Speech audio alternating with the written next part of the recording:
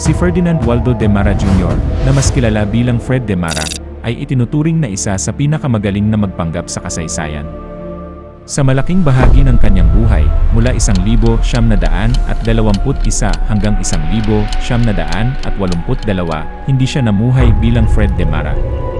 Sa isang pagkakataon, siya ay naging si Martin Godgard, isang guro sa mataas na paaralan. Pagkatapos, nagpanggap siya bilang Dr. Robert French na isang dean ng kolehiyo. Sumunod ay bilang Dr. Cecil Hamann, isang mag-aaral ng batas, at nagpanggap bilang Brother John, isang mongheng Benediktino.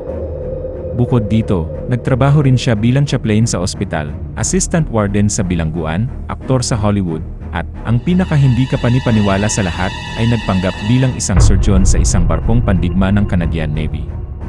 Kahit wala siyang formal na pagsasanay sa medisina, matagumpay siyang nakapagsagawa ng mga operasyon.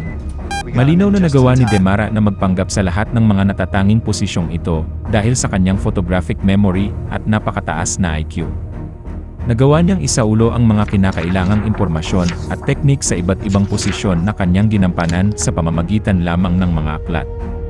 Nang tanungin kung bakit niya ito ginawa, sinabi ni de Mara na natutuwa siya sa pagiging isang pilyo.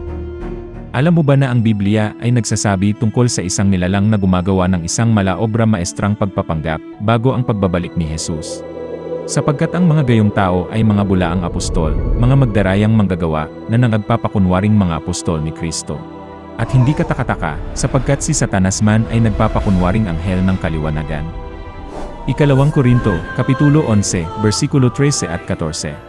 Tulad ni Fred de Mara na nagpanggap bilang isang doktor o chaplain upang makuha ang tiwala ng mga tao, si Satanas ay hindi laging nagpapakita sa isang nakakatakot na anyo. Sa halip, madalas siyang gumagamit ng maskara ng liwanag upang itago ang kanyang masamang agenda. Ang kwentong ito ay nagpapaalala sa atin na ang kasamaan ay maaaring magsuot ng damit ng anghel, gumamit ng relihiyosong salita, o magpakita ng mga kahanga-hangang gawa upang tayo ay mailigaw.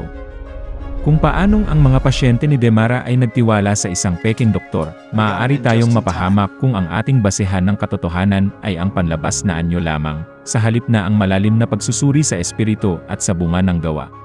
Ang tagumpay ni de Mara sa kanyang mga pagbabalakayo ay nagmula sa kanyang kakayahang paghaluin ang katotohanan at kasinungalingan. Ito ang eksaktong taktika ni Satanas, ang paggamit ng kalahating katotohanan o baluktot na interpretasyon ng salita ng Diyos upang gawing kapanipaniwala ang kasinungalingan. Ito ay nagtuturo sa atin na ang pinakamabisang panlilinlang ay yaong malapit sa katotohanan, ngunit may layuning ilayo tayo sa landas ng Diyos. Kung hindi tayo magiging mapagbantay sa pag-aaral ng tunay na doktrina, madali tayong mabibiktima ng mga huwad na apostol, na ang layunin ay hindi ang maglingkod, kundi ang kumuha ng pansin o kapangyarihan para sa kanilang sarili, at upang lokohin at akayin ang tao papalayo sa ating Diyos. Ang mga lobo sa ating panahon ay madalas gumagamit ng mga matatamis na salita at pangako ng kaginhawaan. Itinuturo ng aral na ito na ang pananampalataya ay hindi dapat maging bulag. Ang tunay na tupa ay sumusunod sa mabuting pastol, at upang hindi tayo maligaw ni Satanas, dapat nating kabisaduhin ang tunay na tinig ng katotohanan. Ang anumang hindi tumutugma sa karakter ni Kristo, gaano man ito kaganda sa paningin, ay dapat nating iwasan. Gaano man kahusay ang pagpapanggap ng lobo bilang tupa, lalabas at lalabas ang tunay nitong kalikasan sa pamamagitan ng kanyang mga bunga. Si de Mara, sa kabila ng kanyang galing, ay nanatiling isang pilyo na ang layunin ay pansariling aliw at hindi tunay na paglilingkod.